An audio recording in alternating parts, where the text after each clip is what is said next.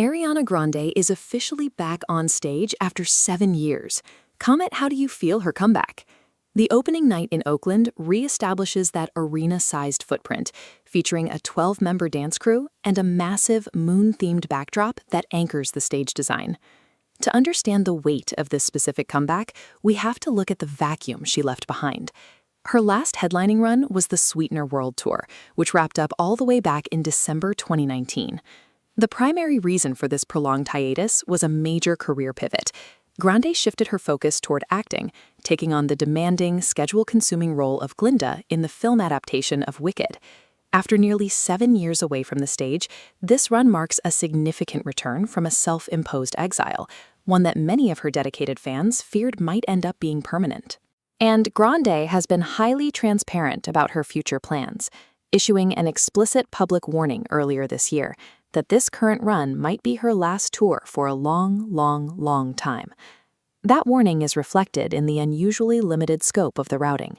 Instead of a sprawling global trek, the tour consists of only 41 select dates worldwide, built more like a multi-night residency in 10 specific cities.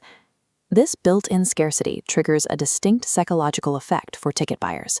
It transforms a standard pop concert into an exclusive, historical event carrying incredibly high emotional stakes. To maximize the limited time she actually has on stage, Grande made a highly unusual logistical decision. She completely eliminated an opening act from the arena tour. By skipping the opener, she guarantees absolute control over every single minute of the evening, ensuring she has the runway to make up for 7 years of lost time. A major part of that lost time involves what fans call her missing era. Her 2020 album Positions was released during the height of the pandemic and never received a proper touring cycle. Now she is finally delivering the emotional payoff, performing tracks like Safety Net and the title track Positions live in front of a full arena audience for the very first time.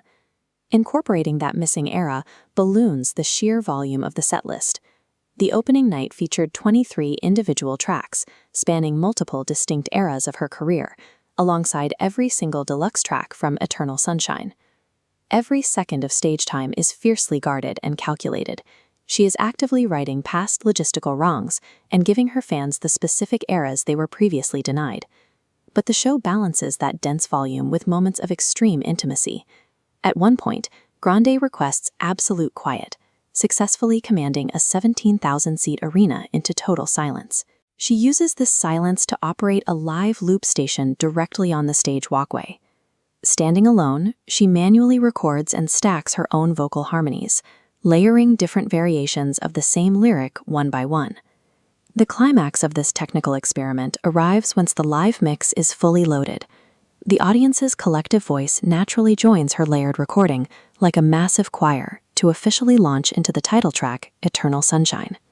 By executing this live vocal stacking, she successfully shrinks a cavernous arena down into a private living room, showcasing raw, real-time musicality over the use of pre-recorded backing tracks. She leans into that intimacy again later in the set, making the radical decision to pause the million-dollar audiovisual spectacle entirely for a deep-cut deluxe track called Hampstead. The staging for this specific song is entirely bare bones. Grande sits completely alone on a simple stool with nothing but a microphone in her hand. By stripping away all the dancers, props, and visual distractions, she forces the audience to confront her vocal legacy. She proves that her voice is the only special effect she actually needs to hold a room. But the setlist isn't strictly an exercise in retrospective fan service. The final stretch of the show provides a sudden, unexpected glimpse directly into her future.